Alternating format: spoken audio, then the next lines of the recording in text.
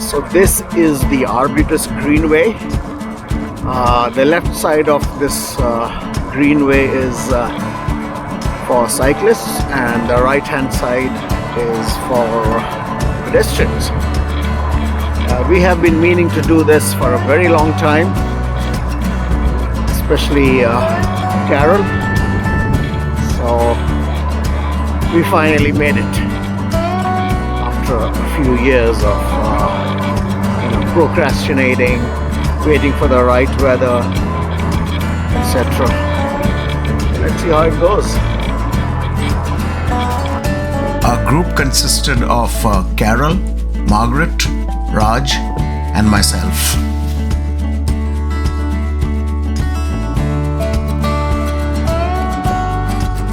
The idea was to cycle from Richmond all the way to Stanley Park in Vancouver along the Arbutus Greenway, and then once we got to Stanley Park, we would cycle along the famous Seawall, which takes you right round the iconic park.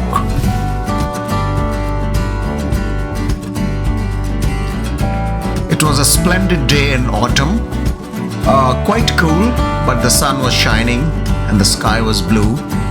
And even though it was fairly late in the autumn, the colors of the fall were still around us, quite a treat to the eyes.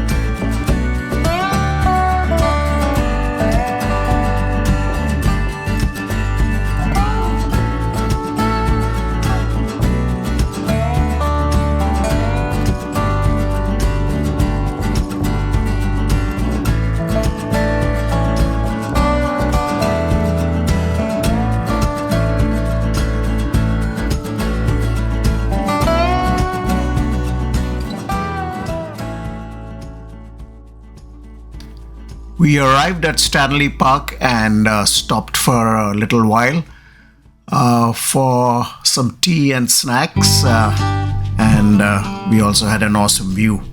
The plan was to cycle along the north shore of the Lost Lagoon till we got to the easternmost section of Stanley Park, and then follow the Seawall cycling route, which runs right along the edges of the park, and come back to Second Beach.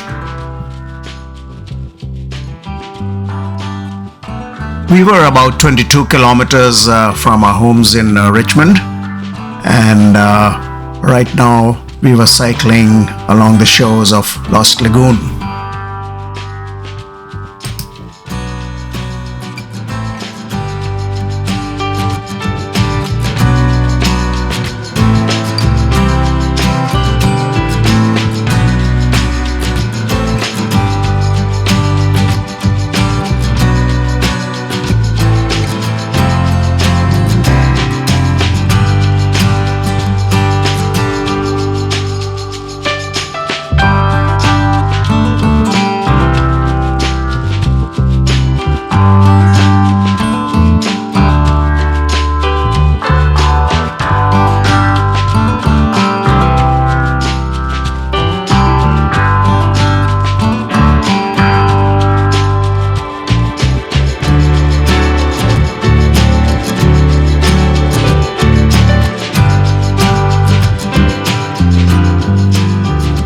This is the start of the Seawall route proper, and you are only allowed to cycle along the seawall in an anti-clockwise direction.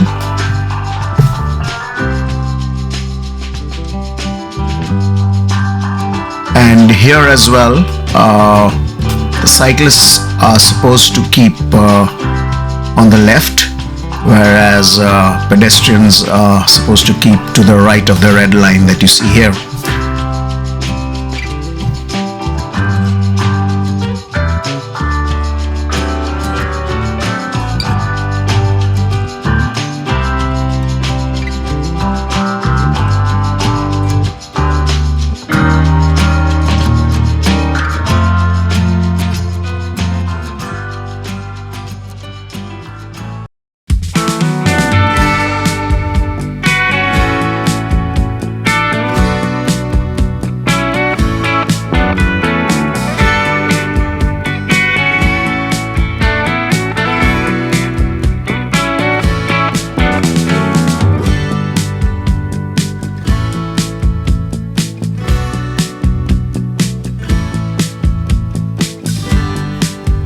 Harry Jerome was a Canadian athlete who represented Canada at 3 Olympic Games.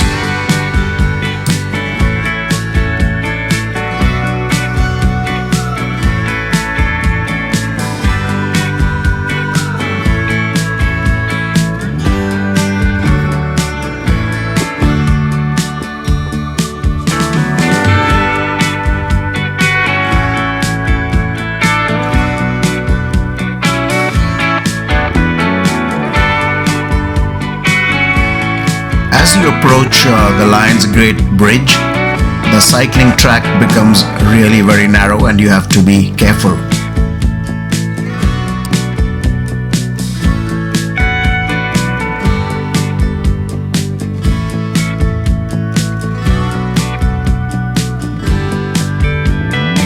There is a brief section after you pass under the Lions Gate Bridge where you are supposed to walk with your bike around the lighthouse.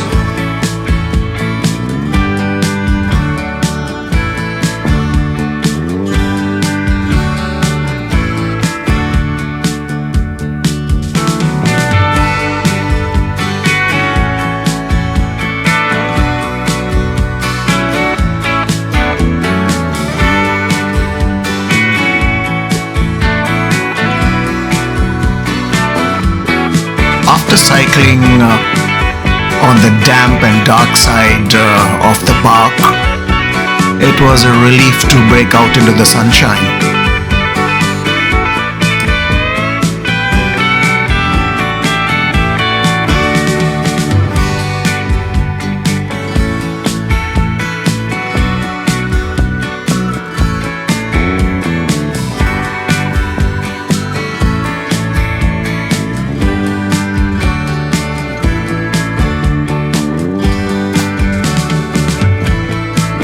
We were soon passing Third Beach, where some people were playing music, others were just relaxing, some walking the dogs or the children.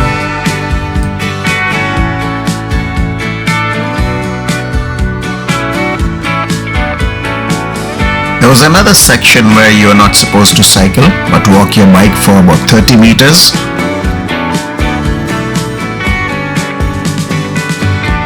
But inevitably you'll get someone who wants to break the rules.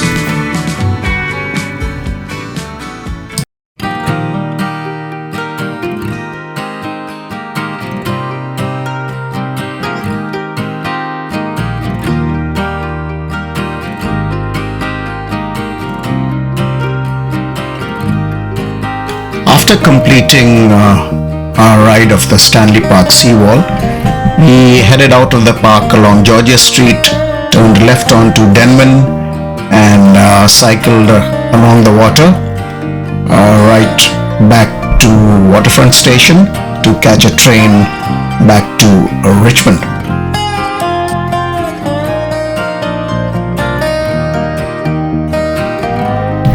I had never seen Vancouver from this perspective, and it was quite gratifying to see that there was so much opportunity for exploring this area on a bike as well as by walking around.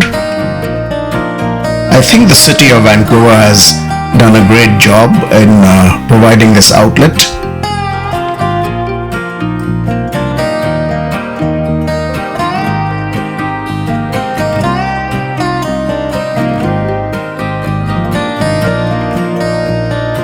Cycling on this elevated track next to a big building was quite a novel experience for all of us. And then Canada Place with its distinctive tent-like structures came into view, and we knew we were pretty close to Waterfront Station. Our total ride was about 42 kilometers, and it was delightfully easy because we all had e-bikes.